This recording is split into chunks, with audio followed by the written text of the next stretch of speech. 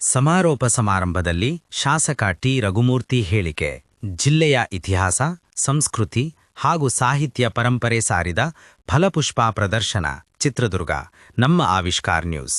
ಜಿಲ್ಲೆಯ ಇತಿಹಾಸ, ಸಂಸ್ಕೃತಿ ಹಾಗೂ ಸಾಹಿತ್ಯ ಪರಂಪರೆಯನ್ನು ಸಾರುವಲ್ಲಿ 33ನೇ ಫಲಪುಷ್ಪ ಪ್ರದರ್ಶನ ಯಶಸ್ವಿಯಾಗಿದೆ ಎಂದು ಸಣ್ಣ ಕೈಗಾರಿಕೆ ಅಭಿವೃದ್ಧಿ ನಿಗಮದ ಅಧ್ಯಕ್ಷರು ಹಾಗೂ ಚಳ್ಳಕೆರೆ ಶಾಸಕ ಟಿ ರಘುಮೂರ್ತಿ ಹೇಳಿದರು.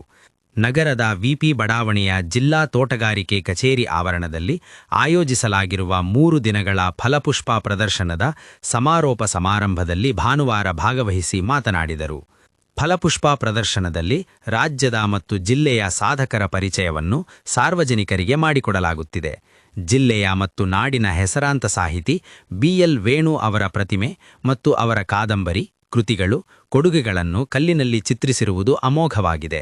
ಹೂವಿನಲ್ಲಿ ನಾಯಕನಹಟ್ಟಿ ಶ್ರೀ ತಿಪ್ಪೇರುದ್ರಸ್ವಾಮಿ ಹೊರಮಠ, ಒಳಮಠ ಸುಂದರವಾಗಿದೆ. ಇನ್ನು ಐತಿಹಾಸಿಕ ಒನಕೆ ಓಬವ್ವ, ಸಾಲುಮರದ ತಿಮ್ಮಕ್ಕನ ಚಿತ್ರಗಳು ಗಿಡಮರಗಳನ್ನು ಪ್ರೀತಿಯನ್ನು ತೋರಿಸುತ್ತಿದೆ ಎಂದರು. ರೈತರು ಬೆಳೆದಿರುವ ಬೆಳೆಗಳಲ್ಲಿ ಉತ್ತಮವಾಗಿ ಬೆಳೆದಿರುವ ಆಯ್ದ ಬೆಳೆಗಳ ಪ್ರದರ್ಶನದಿಂದ ರೈತರಿಗೆ ಪ್ರೇರಣೆಯಾಗಲಿದೆ. ಇಂತಹ ಮೇಳಗಳಿಂದ ರೈತರಿಗೆ ಹೊಸ ಪ್ರಯೋಗ ಮಾಡಲು ಅನುಕೂಲವಾಗಲಿದೆ. ಫಲಪುಷ್ಪ ಜೊತೆಗೆ ವಿವಿಧ ಜಾತಿಯ ಹೂ, ಹಣ್ಣು, ಅಲಂಕಾರಿಕ ಗಿಡಗಳನ್ನು ನೋಡಬಹುದಾಗಿದೆ. 3 ದಿನವೂ ಸಹ ಜಿಲ್ಲೆಯ ವಿವಿಧ ಭಾಗಗಳಿಂದ ರೈತರು, ಮಹಿಳೆಯರು, ಮಕ್ಕಳು, ಯುವಕರು ಹೆಚ್ಚಿನ ಸಂಖ್ಯೆಯಲ್ಲಿ ಆಗಮಿಸಿ ಫಲಪುಷ್ಪ ಪ್ರದರ್ಶನ ಕಣ್ತುಂಬಿಕೊಂಡಿದ್ದಾರೆ ಎಂದು ಶಾಸಕ ಟಿ ರಘುಮೂರ್ತಿ ಹೇಳಿದರು. ಭದ್ರಾ ಮೇಲ್ದಂಡೆ ಯೋಜನೆಗೆ ಅನುದಾನಕ್ಕೆ ಸಿಎಂ ಮತ್ತು ಡಿಸಿಎಂ ಅವರಿಗೆ ಮನವಿ ಮಾಡಲಾಗಿದೆ.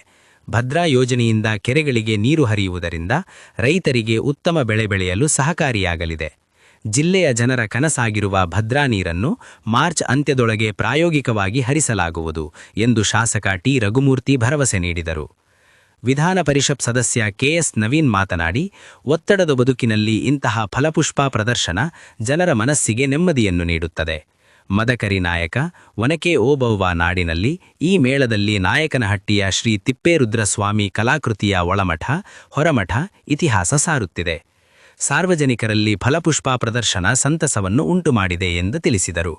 ಈ ಸಂದರ್ಭದಲ್ಲಿ ತೋಟಗಾರಿಕೆ ಜಂಟಿ ನಿರ್ದೇಶಕಿ ಜಿ ಸವಿತಾ, ತೋಟಗಾರಿಕೆ ಜಂಟಿ ಕಾರ್ಯದರ್ಶಿ ಗಿರೀಶ್, ಹಿರಿಯ ಸಹಾಯಕ ನಿರ್ದೇಶಕ ತೋಟಯ್ಯ, ಜಿ-ಪಂಚ್ ಮಾಜಿ ಸದಸ್ಯರಾದ ತಿಪ್ಪೇಸ್ವಾಮಿ, ಬಾಬುರೆಡ್ಡಿ, ತೋಟಗಾರಿಕೆ ಸಂಘದ ರೀನಾ ವೀರಭದ್ರಪ್ಪ, ಸುಮನಾ ಅಂಗಡಿ, ಸುಮನಾ ತಿಮ್ಮಾರೆಡ್ಡಿ, ಶ್ವೇತಾ ಸೇರಿದಂತೆ ಮತ್ತಿತರರು ಇದ್ದರು.